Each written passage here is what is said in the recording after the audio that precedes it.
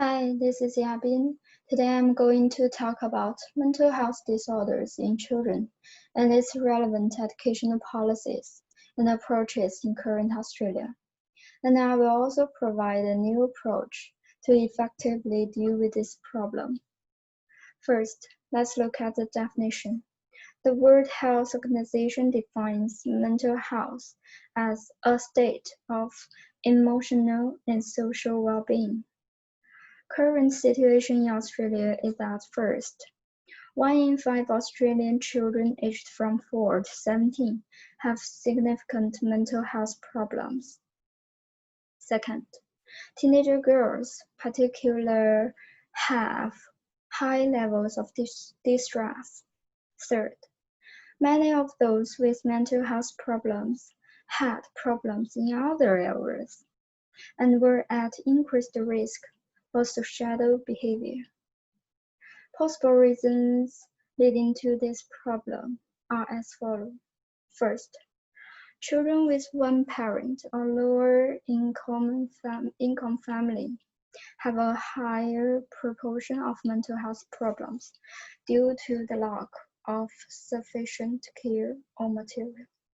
Second, school bullying, cyberbullying, and huge study pressure are all reasons that cause mental health disorders. Third, Indigenous children are easy to get mental health problems because they are unable to fully integrate into the current society and they get low education. Fourth, sudden and unfortunate accident can also lead to this disorder. Current approaches in Australia are first, effective partnerships across the health, education, and welfare sectors should better address the mental health needs of young Australians. Second, improve the social, economic, and psychological condition can reduce the mental health disorder. Then, improve teachers' professional ethics, participation, and confidence will have a positive impact on children's mental health. Questionnaires, counseling, home visits, and special classes are also good to deal with children's mental problems. The Australian government has already set up fundings and approaches to support child and young's mental health. Code of Conduct and Code of Ethics for early childhood educators stress that educators should pay more attention to children's mental health. And there are 6 policies related to children's mental health disorders. First, the United Nations Convention on the Rights of the Child outlines that the education of the child shall be directed to the development of the child's personality, talents, and mental and physical abilities.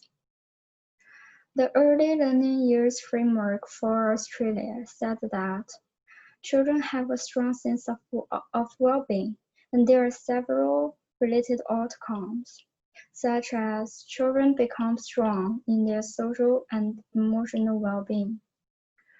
New South Wales Department of Education also have relevant policies.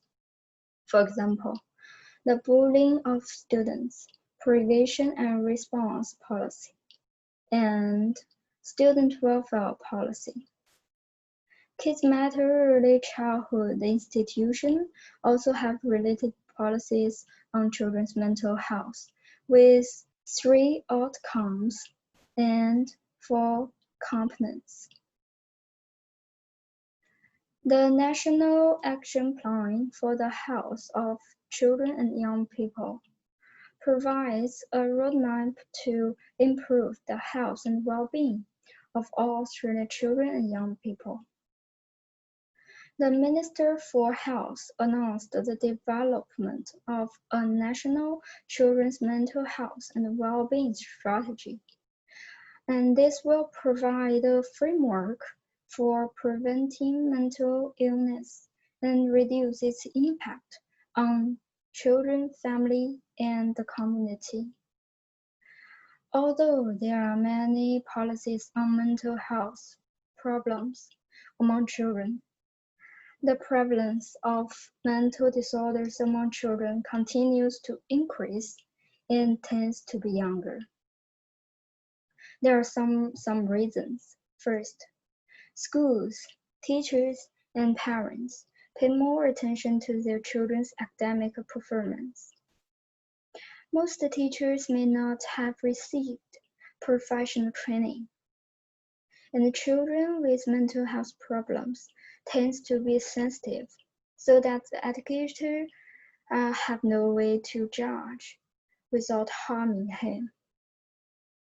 They are also related to the ethic principles, such as justice, fidelity, beneficence, and non-maleficence. For example, if a child with a mental illness from a car accident refused to accept anything about cars, how can he be as fair as other children when it comes to teaching them about cars in classes? Children have been seen as active and capable citizens, and we need to respect their rights. But if a child with mental illness has low self-esteem about his illness, then how to truly communicate with him and his family without harming is also a problem. From the government policy and other authors' discussion, it is easy to see that government and various institutions, including schools, have taken different measures to solve children's mental health problems. However, there are few opinions that we should pay more attention to children's home environment, and especially the parents' cognition of the children's mental health. Therefore, I think the government policy needs to be more focused on strengthening parents' participation on children's mental health disorders.